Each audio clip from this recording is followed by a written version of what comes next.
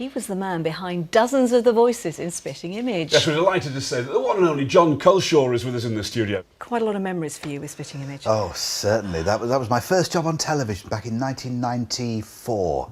And different political scene then. Yes. I remember I did Michael Portillo at the time, long before Great Railway Journeys. Oh, yeah. You know, long before those, yellow trousers and things that he would wear famously. Michael Heseltine as well there. Yes, Michael Heseltine, yes, of course. Yeah. Oh, Jeremy Paxman. Jeremy Paxman. Yes, the phrase made famous by Steve Coogan, yes.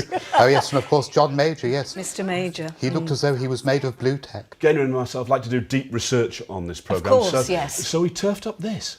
Oh, yes.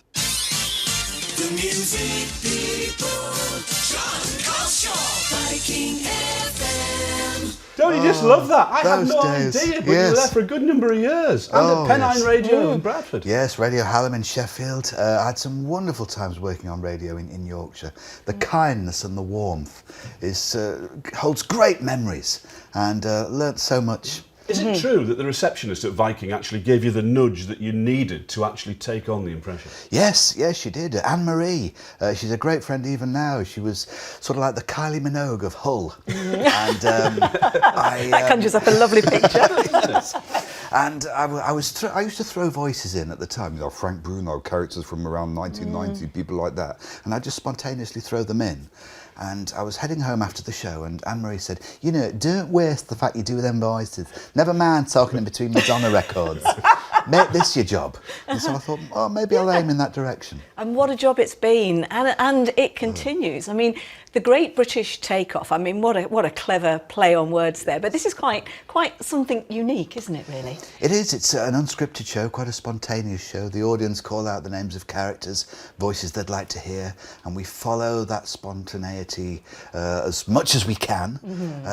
It's also quite an anecdotal, biographical show. I do tell some tales of local characters I grew up with who influence your impressions and who you do and your comedy.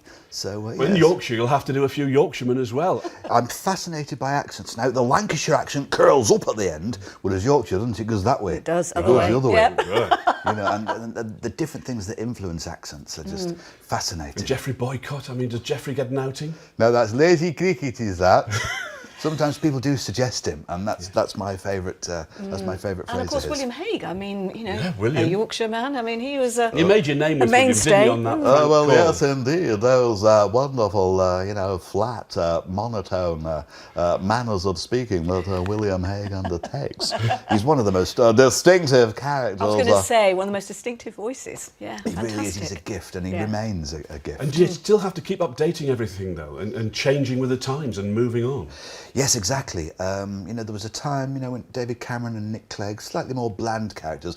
Then in comes boys and and of course the Darnold, topical stories don't stay topical long with the Darnold. No, they they don't, really no. did not. They really did not. Now, when you came in today, you made the mistake of telling us Yes. that your first real telly in vision was on Calendar. It was. In 1991. We've only gone and found it in the library. Here it is. I mean, Patrick Moore would have loved it. Absolutely, a very, very good night for astronomy indeed. And in fact, if we look straight across there, we can actually view the proximity of Mars, which is very, very interesting. I actually looked there the other day, and I actually discovered a little green man.